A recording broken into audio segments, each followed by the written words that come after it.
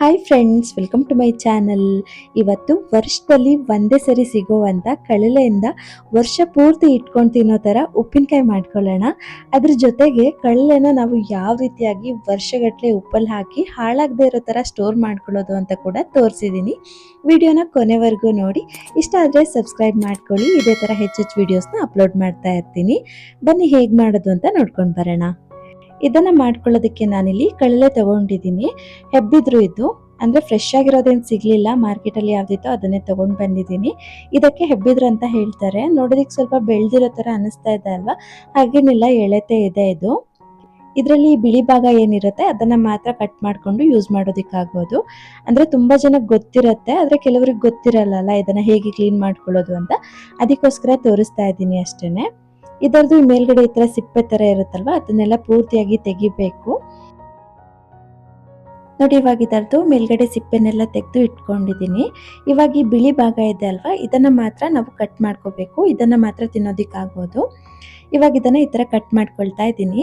ಅಂದ್ರೆ ಮೆತ್ತಗಿರೋ ಭಾಗ ಮಾತ್ರ ಕಟ್ ಮಾಡ್ಕೋಬೇಕು. ತೀರಾ ಗಟ್ಟಿ ಇರೋದನ್ನ ಬಿಟ್ಬಿಡ್ಬೇಕು. ಮತ್ತೆ ಅದನ್ನು ಕೂಡ ಕಟ್ ಮಾಡ್ಕೊಂಡ್ರೆ ಬಾಯಿಗೆ ಸಿಗುತ್ತೆ, ಚೆನ್ನಾಗಾಗಲ್ಲ. ಅದನ್ನ ಬಿಟ್ಟು ಮೆತ್ತಗಿರೋ ಭಾಗ ಮಾತ್ರ ಕಟ್ ಮಾಡ್ಕೊಳ್ತಾ ಇದ್ದೀನಿ. ಹಾಗೇನೆ ಇದಕ್ಕೆ ಈ ತರ ಮಧ್ಯೆ ಮಧ್ಯೆ ಗಂಟು ಕೂಡ ಇರುತ್ತೆ, ಅದನ್ನ ಕಟ್ ಮಾಡಿ ಎಸಿಬೇಕಷ್ಟೇನೆ. ಅದನ್ನ ಏನಕ್ಕೂ ಯೂಸ್ ಮಾಡೋದಿಕ್ಕಾಗಲ್ಲ. ಇದನ್ನ ಈ ತರ ಕಟ್ ಮಾಡಿ ತೆಗಿತಾ ಇದ್ದೀನಿ. ಮತ್ತೆ ಈ ಬಿಳಿ ಭಾಗ ಏನಿರುತ್ತೆ ಅದನ್ನ ಮಾತ್ರ ಕಟ್ ಮಾಡ್ಕೊಂಡ್ರೆ ಆಯ್ತು. ಮಳೆಗಾಲ ಸ್ಟಾರ್ಟ್ ಆಗ್ತಿದ್ದಂಗೆನೆ ಕಳ್ಳೆ ಕೂಡ ಸಿಗೋದಿಕ್ಕೆ ಸ್ಟಾರ್ಟ್ ಆಗುತ್ತೆ. ಈ ತರ ಮಾಡಿ ಉಪ್ಪಲ್ಲಿ ಹಾಕಿ ಇಟ್ಕೊಂಡ್ರೆ ನಾವು ಯಾವಾಗ ಬೇಕಾದ್ರೂ ಇದರಲ್ಲಿ ಏನಾದ್ರೂ ಮಾಡ್ಕೊಂಡು ತಿನ್ಬೋದು. ಅಂದ್ರೆ ಯಾವಾಗ್ಲೂ ಸಿಗಲ್ಲ ಅಲ್ವಾ, ವರ್ಷದಲ್ಲಿ ಒಂದೇ ಸರಿ ಸಿಗೋದ್ರಿಂದ ಈ ತರ ಮಾಡಿ ನಾವು ವರ್ಷಗಟ್ಲೆ ಸ್ಟೋರ್ ಮಾಡ್ಕೋಬಹುದು. ನಾನು ಇದನ್ನ ಉಪ್ಪಿನಕಾಯಿ ಮಾಡೋದಕ್ಕೋಸ್ಕರನೇ ಈ ತರ ಕಟ್ ಮಾಡ್ಕೊಂಡಿರೋದು. ನೀವೇನಾದ್ರೂ ಇದರಲ್ಲಿ ಪಲ್ಯ ಎಲ್ಲ ಮಾಡ್ತೀರಾ ಅನ್ನೋದಾದ್ರೆ ಚಿಕ್ಕದಾಗಿ ಕಟ್ ಮಾಡ್ಕೋಬೇಕಾಗತ್ತೆ. ಅಂದ್ರೆ ಕೋಸಂಬರಿಗೆಲ್ಲ ಸೌತೆಕಾಯಿ ಹೆಚ್ಕೊಳ್ತೀವಿ ಅಲ್ವಾ, ಆ ತರ ಕಟ್ ಮಾಡ್ಕೊಂಡು ನೆನೆಸ್ಕೋಬಹುದು. ನಾನು ಇದನ್ನ ಈ ತರ ಕಟ್ ಮಾಡ್ಕೊಂಡಿದ್ದೀನಿ. ಇವಾಗ ಇದನ್ನ ಒಂದ್ 4-5 ಸರಿ ಚೆನ್ನಾಗಿ ನೀರ್ ಹಾಕಿ ತೊಳಿಬೇಕಾಗತ್ತೆ. ನೀವೇನಾದ್ರೂ ಇದನ್ನ ಚಿಕ್ಕದಾಗಿ ಕಟ್ ಮಾಡ್ಕೊಂಡಿದ್ರೆ ಕಿವುಚಿ ತೊಳಿಬಹುದು. ನಾನು ಇದನ್ನ ಈ ತರ ಕಟ್ ಮಾಡ್ಕೊಂಡಿರೋದ್ರಿಂದ ಇದನ್ನ ಈ ತರ ಮೇಲ್ಮೇಲೆನೆ ತೊಳ್ಕೊಳ್ತೀನಿ. ಒಂದ್ 4-5 ಸರಿ ಚೆನ್ನಾಗಿ ನೀರ್ ಹಾಕಿ ತೊಳ್ಕೊಳ್ತೀನಿ ಇದನ್ನ. ಇವಾಗ ಇದನ್ನ ಚೆನ್ನಾಗಿ ತೊಳ್ಕೊಂಡಿದ್ದಾದ್ಮೇಲೆ ಇದಕ್ಕೆ ಮತ್ತೆ ಸ್ವಲ್ಪ ನೀರ್ ಹಾಕಿ ತಗೊಂಡಿದ್ದೀನಿ. ನಂತರ ಇದಕ್ಕೆ ಈ ತರ ಕಬ್ಬಿಣದ ಪೀಸು ಅಥವಾ ಕಬ್ಬಿಣದ ಚಾಕು ಹಾಕಿ ಇಡಬೇಕು. ಈ ತರ ಕಬ್ಬಿಣ ಹಾಕಿ ನೆನೆಸಿ ಇಡೋದ್ರಿಂದ ಇದರಲ್ಲಿರೋ ವಿಷದಂಶ ಎಲ್ಲ ಹೋಗುತ್ತೆ ಅಂತ ಹೇಳ್ತಾರೆ. ಇವಾಗ ಇದನ್ನ ನಾವು ಒಂದಿನ ಪೂರ್ತಿ ನೆನೆಯೋದಕ್ಕೆ ಬಿಡಬೇಕು.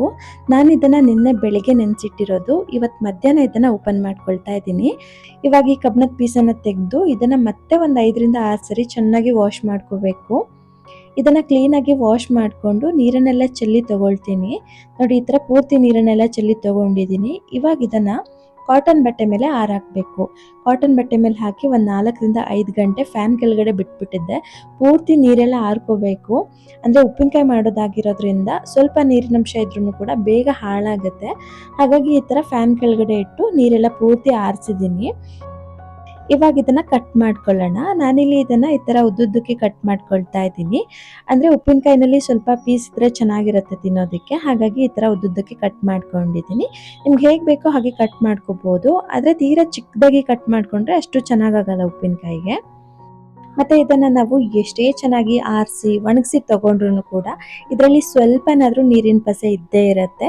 ಸ್ವಲ್ಪ ಇದ್ರೆ ಏನು ಪರವಾಗಿಲ್ಲ. ಅಂದ್ರೆ ನಾವು ಇದಕ್ಕೆ ಲಾಸ್ಟ್ ಅಲ್ಲಿ ಒಗ್ಗರಣೆ ಎಲ್ಲ ಸೇರಿಸ್ಕೊಂಡಿದ್ದಾದ್ಮೇಲೆ ಸ್ವಲ್ಪ ಬಿಸಿ ಮಾಡ್ಕೋಬೇಕಾಗತ್ತೆ. ಅವಾಗ ನೀರೆಲ್ಲ ಆರ್ಕೊಳ್ಳುತ್ತೆ. ಉಪ್ಪಿನಕಾಯಿ ಏನು ಬೇಗ ಹಾಳಾಗಲ್ಲ. ಇವಾಗ ಇದನ್ನ ಎಲ್ಲಾನು ಕೂಡ ಈ ತರ ಕಟ್ ಮಾಡಿ ಇಟ್ಕೊಂಡಿದ್ದೀನಿ.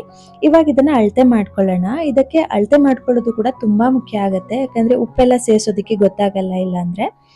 ನಾನು ಈ ಬೌಲಲ್ಲಿ ಅಳತೆ ಮಾಡ್ಕೊಳ್ತಿದ್ದೀನಿ. ಇದರಲ್ಲಿ 3 ಬೌಲ್ ಆಯ್ತು.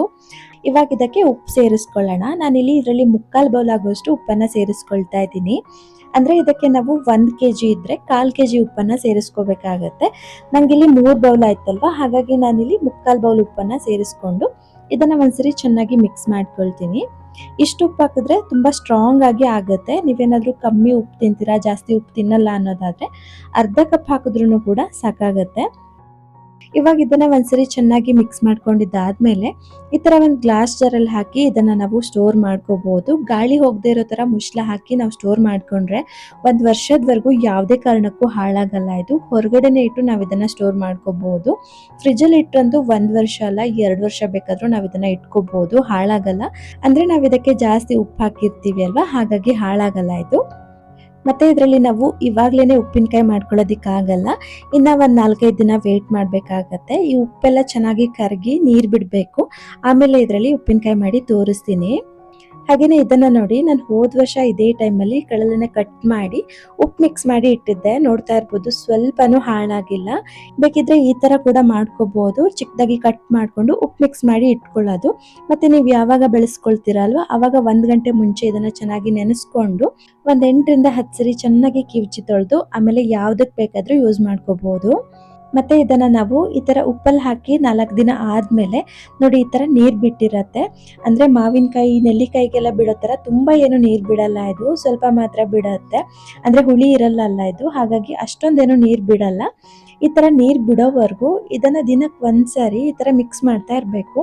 ಇಲ್ಲಾಂದ್ರೆ ಉಪ್ಪೆಲ್ಲ ಚೆನ್ನಾಗಿ ಹಿಡ್ಕೊಳ್ಳಲ್ಲ. ಹಾಗಾಗಿ ಈ ತರ ಮಿಕ್ಸ್ ಮಾಡಿ ಇಟ್ಕೊಳ್ಳಿ. ದಿನ ಒಂದ್ಸರಿ ಮಿಕ್ಸ್ ಮಾಡಿದ್ರೆ ಸಾಕಾಗತ್ತೆ. ನೀರ್ ಬಿಟ್ಟ ಮೇಲೆ ಇದನ್ನ ನಾವು ಉಪ್ಪಿನಕಾಯಿ ಮಾಡ್ಕೋಬಹುದು. ಇವಾಗ ಇದನ್ನ ಒಂದು ಬೌಲಲ್ಲಿ ಎತ್ತಿಟ್ಕೊಳ್ತಾ ಇದ್ದೀನಿ. ನೋಡ್ತಿರ್ಬೋದು, ನೀರು ಜಾಸ್ತಿ ಬಿಟ್ಟಿಲ್ಲ, 1-2 ಟೇಬಲ್ ಸ್ಪೂನ್ ಬಿಟ್ಟಿರ್ಬೋದು ಅಷ್ಟೇನೆ. ಇವಾಗ ಇದಕ್ಕೆ ಮಸಾಲೆ ಹುರ್ಕೊಳ್ಳೋಣ. ಅದಕ್ಕೋಸ್ಕರ ಒಂದು ಬಾಣಲೆಗೆ 1.5 ಟೇಬಲ್ ಸ್ಪೂನ್ ಸಾಸಿವೆ ಹಾಕೊಂಡಿದ್ದೀನಿ. ಹಾಗೇನೆ ಇದಕ್ಕೆ ಅರ್ಧ ಟೇಬಲ್ ಸ್ಪೂನ್ ಮೆಂತ್ಯ ಹಾಕೊಳ್ತಾ ಇದ್ದೀನಿ. ಇವಾಗ ಇದನ್ನ ನಾವು ಚೆನ್ನಾಗಿ ಹುರ್ಕೋಬೇಕು. ಈ ಸಾಸಿವೆ ಎಲ್ಲ ಚೆನ್ನಾಗಿ ಚಟಪಟ ಅಂತ ಸಿಡಿಬೇಕು. ಮತ್ತೆ ಮೆಂತ್ಯ ಕಾಳು ಕೂಡ ಚೆನ್ನಾಗಿ ಕೆಂಪಾಗಬೇಕು, ಅಲ್ಲಿವರೆಗೂ ಹುರ್ಕೋಬೇಕು. ನೋಡಿ, ಈ ತರ ಸಾಸಿವೆ ಎಲ್ಲ ಚೆನ್ನಾಗಿ ಚಟಪಟ ಅಂತ ಸಿಡ್ದಿದ್ದಾದ್ಮೇಲೆ ಇದನ್ನ ಒಂದು ಬೌಲಲ್ಲಿ ಎತ್ತಿಟ್ಕೊಂಡಿದ್ದೀನಿ. ಇದು ತಣ್ಣಗಾಗ್ಲಿ. ಹಾಗೇನೆ ಇದೇ ಬಾಣಲೆಗೆ ನಾನಿಲ್ಲಿ ಒಂದು 15 ಗುಂಟೂರು ಮೆಣಸು ಮತ್ತೆ ಒಂದು 15 ಬ್ಯಾಡಗಿ ಮೆಣಸು ಹಾಕೊಳ್ತಾ ಇದ್ದೀನಿ. ನಿಮಗೆ ಖಾರ ಜಾಸ್ತಿ ಬೇಡ ಅನ್ನೋದಾದ್ರೆ ಗುಂಟೂರು ಮೆಣಸನ್ನ ಸ್ಕಿಪ್ ಮಾಡಿ ಬರೀ ಬ್ಯಾಡಗಿ ಮೆಣಸನ್ನೇ ಹಾಕೋಬಹುದು. ನಾನಿಲ್ಲಿ ಸ್ವಲ್ಪ ಖಾರ ಜಾಸ್ತಿ ಬೇಕು ಅನ್ನೋದಕ್ಕೋಸ್ಕರ ಗುಂಟೂರು ಮೆಣಸು ಕೂಡ ಸೇರಿಸ್ಕೊಂಡಿದ್ದೀನಿ. ಚಿಕ್ಕದು, ಹಾಗಾಗಿ ಇಷ್ಟು ತಗೊಂಡಿದ್ದೀನಿ. ನಿಮಗೆ ಖಾರಕ್ಕೆ ಎಷ್ಟು ಬೇಕು ಅಂತ ನೋಡಿಕೊಂಡು ಸೇರಿಸ್ಕೋಬಹುದು. ಇವಾಗ ಇದನ್ನ ಚೆನ್ನಾಗಿ ಗರಿ ಆಗುವವರೆಗೂ ಹುರ್ಕೊಂಡು ಇದನ್ನು ಕೂಡ ಎತ್ತಿಟ್ಕೊಂಡಿದ್ದೀನಿ. ಇವಾಗ ಇದಕ್ಕೆ ನಾನು 1 ನಿಂಬೆಹಣ್ಣು ಗಾತ್ರದ್ದು ಹುಣಸೆ ಹುಳಿ ತಗೊಂಡಿದ್ದೀನಿ.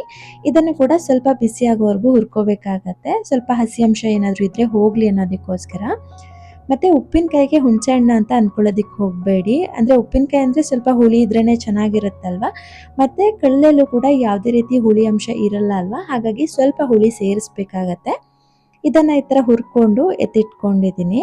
ಈ ಮಸಾಲೆ ಎಲ್ಲ ಚೆನ್ನಾಗಿ ತಣ್ಣಗಾದ್ಮೇಲೆ ಒಂದು ಚೆನ್ನಾಗಿ ಒಣಗಿರುವಂತ ಮಿಕ್ಸಿ ಜಾರ್ಗೆ ಹುರ್ಕೊಂಡಿರೋ ಮೆಣಸಿನಕಾಯಿ ಮತ್ತೆ ಸಾಸಿವೆ ಎಲ್ಲಾನು ಸೇರಿಸ್ಕೊಂಡು ಇದನ್ನ ನೈಸಾಗಿ ಪೌಡರ್ ಮಾಡ್ಕೊಂಡಿದ್ದೀನಿ. ಇವಾಗ ಇದನ್ನ ಈ ಕಳಲೆ ಇತ್ತಲ್ವಾ, ಅದಕ್ಕೆ ಸೇರಿಸ್ಕೊಂಡು ಚೆನ್ನಾಗಿ ಮಿಕ್ಸ್ ಮಾಡ್ಕೋಬೇಕು. ಮತ್ತೆ ಇದಕ್ಕೆ ನಾನು ಹುಣಸೆ ಹುಳಿ ಹಾಕಿದ್ದೀನಿ ಅಲ್ವಾ, ಅದ್ರ ಬದಲಿಗೆ ನೀವು ಬೇಕಿದ್ರೆ ವಿನೆಗರ್ ಕೂಡ ಸೇರಿಸ್ಕೋಬಹುದು. ನಾವು ಪೌಡರ್ ಮಾಡ್ಕೊಳ್ತೀವಿ ಅಲ್ವಾ, ಅವಾಗ್ಲೇನೆ ಸೇರಿಸ್ಕೊಂಡು ರುಬ್ಕೊಂಡ್ರೆ ಆಯ್ತು. ಸ್ವಲ್ಪ ಪೇಸ್ಟ್ ತರ ಆಗುತ್ತೆ ಅವಾಗ. ಆದ್ರೆ ಅದನ್ನೆಲ್ಲ ಎಲ್ಲರ ಮನೆಯಲ್ಲೂ ಕೂಡ ಇಟ್ಕೊಂಡಿರಲ್ಲ ಅಲ್ವಾ, ಹಾಗಾಗಿ ನಾನಿಲ್ಲಿ ಹುಣಸೆ ಹುಳಿ ಹಾಕಿ ತೋರಿಸಿದ್ದೀನಿ. ಇದು ಕೂಡ ಚೆನ್ನಾಗಿರತ್ತೆ. ಇವಾಗ ಇದಕ್ಕೆ ಒಗ್ಗರಣೆ ಮಾಡ್ಕೋಬೇಕು. ಅದಕ್ಕೋಸ್ಕರ ನಾನಿಲ್ಲಿ ಒಂದು ಬಾಣಲೆಗೆ ಒಂದು 5ರಿಂದ 6 ಟೇಬಲ್ ಸ್ಪೂನ್ ಎಣ್ಣೆ ಹಾಕಿದ್ದೀನಿ. ಎಣ್ಣೆ ಕಾದ್ಮೇಲೆ ಇದಕ್ಕೆ 1 ಟೀ ಸ್ಪೂನ್ ಸಾಸಿವೆ ಮತ್ತೆ ಸಾಸಿವೆ ಸಿಡಿದ್ಮೇಲೆ 1/4 ಟೀ ಸ್ಪೂನ್ ಅರಿಶಿನ ಹಾಕೊಳ್ತಿದ್ದೀನಿ. ಹಾಗೇನೆ ಇದಕ್ಕೆ 1/4 ಟೀ ಸ್ಪೂನ್ ಇಂಗು ಕೂಡ ಸೇರಿಸ್ಕೋಬೇಕು. ಮತ್ತೆ ಬೇಕಿದ್ರೆ ಒಂದು ಸ್ವಲ್ಪ ಬೆಳ್ಳುಳ್ಳಿ ಕೂಡ ಜಜ್ಜಿ ಸೇರಿಸ್ಕೋಬಹುದು. ನಾನೇನು ಸೇರಿಸ್ಕೊಳ್ತಾ ಇಲ್ಲ. ಇವಾಗ ಇದಕ್ಕೆ ಆಗಲೇ ಮಸಾಲೆ ಮಿಕ್ಸ್ ಮಾಡಿ ಇಟ್ಕೊಂಡಿರೋ ಕಳ್ಳೆನ ಇದಕ್ಕೆ ಸೇರಿಸ್ಕೋಬೇಕು. ಮತ್ತೆ ಈ ಎಣ್ಣೆನಲ್ಲಿ ಒಂದು 10 ನಿಮಿಷ ಇದನ್ನ ಚೆನ್ನಾಗಿ ಫ್ರೈ ಮಾಡ್ಕೋಬೇಕು. ಈ ತರ ಮಾಡ್ಕೊಳ್ಳೋದ್ರಿಂದ ಈ ಉಪ್ಪಿನಕಾಯಿಗೆ ಒಂದು ಒಳ್ಳೆ ಟೇಸ್ಟ್ ಬರುತ್ತೆ ಅಂತಾನೆ ಹೇಳ್ಬೋದು. ಮತ್ತೆ ಈ ಕಳ್ಳೆನಲ್ಲಿ ಸ್ವಲ್ಪ ಏನಾದರೂ ನೀರಿನಂಶ ಇದ್ರೂ ಕೂಡ ಅದೆಲ್ಲ ಈ ಟೈಮಲ್ಲಿ ಆರೋಗುತ್ತೆ. ಮತ್ತೆ ಜಾಸ್ತಿ ದಿನ ಕೂಡ ನಾವು ಇದನ್ನ ಸ್ಟೋರ್ ಮಾಡ್ಕೋಬಹುದು. ಮತ್ತೆ ಇದನ್ನ ನಾವು ಎಷ್ಟೇ ಬೇಯಿಸಿದ್ರು ಮತ್ತೆ ತುಂಬಾ ದಿನ ಸ್ಟೋರ್ ಮಾಡಿದ್ರು ಕೂಡ ಅದರಲ್ಲಿರೋ ಕ್ರಂಚಿನೆಸ್ ಹಾಗೇನೆ ಉಳ್ಕೊಂಡಿರುತ್ತೆ. ಉಪ್ಪಿನಕಾಯಿನಲ್ಲಿ ಅದೇ ಒಂದು ಒಳ್ಳೆ ಟೇಸ್ಟ್ ಕೊಡುತ್ತೆ, ಡಿಫ್ರೆಂಟ್ ಆಗಿರೋ ಟೇಸ್ಟ್ ಕೊಡುತ್ತೆ ಅಂತಾನೆ ಹೇಳ್ಬೋದು. ಇದನ್ನ ಒಂದು 10 ನಿಮಿಷ ಈ ತರ ಫ್ರೈ ಮಾಡ್ಕೊಂಡಿದ್ದಾದ್ಮೇಲೆ ನೋಡಿ, ಈ ತರ ಸೈಡಲ್ಲೆಲ್ಲ ಸ್ವಲ್ಪ ಈ ತರ ಎಣ್ಣೆ ಜಿನ್ಗೋಕೆ ಸ್ಟಾರ್ಟ್ ಆಗುತ್ತೆ. ಇಷ್ಟಾದ್ರೆ ಸಾಕು. ಇವಾಗ ಇದನ್ನ ಪೂರ್ತಿ ತಣ್ಣಗಾದ್ಮೇಲೆ ಯಾವುದಾದ್ರೂ ಏರ್ಟೈಟ್ ಕಂಟೈನರಲ್ಲಿ ಹಾಕಿಟ್ಕೊಂಡ್ರೆ ತುಂಬಾ ದಿನ ಇಟ್ಕೊಂಡು ತಿನ್ಬೋದು. ಆದರೆ ಇದನ್ನ ತುಂಬಾ ದಿನ ಇಡಲ್ಲ, ನಾವು ಬೇಗನೆ ತಿಂದು ಖಾಲಿ ಮಾಡಿಬಿಟ್ಟಿರ್ತೀವಿ, ಅಷ್ಟು ರುಚಿಯಾಗಿರುತ್ತೆ. ನೀವು ಕೂಡ ಇದನ್ನ ಒಂದ್ಸರಿ ಟ್ರೈ ಮಾಡಿಬಿಟ್ಟು ಹೇಗೆ ಬಂತು ಅಂತ ಕಮೆಂಟ್ ಮಾಡಿ. ಹಾಗೆಯೇ ನಿಮ್ಗೇನಾದರೂ ಈ ವಿಡಿಯೋ ಇಷ್ಟ ಆಗಿದ್ರೆ ಪ್ಲೀಸ್ ಒಂದು ಲೈಕ್ ಮಾಡಿ, ಶೇರ್ ಮಾಡಿ, ಮತ್ತು ಸಬ್ಸ್ಕ್ರೈಬ್ ಮಾಡ್ಕೊಂಡಿಲ್ಲ ಅಂದರೆ ಇವಾಗಲೇ ಮಾಡ್ಕೊಳ್ಳಿ ಅಂತ ಹೇಳ್ತಾ ಸಿಗೋಣ ಮುಂದಿನ ವಿಡಿಯೋದಲ್ಲಿ. Thanks for watching.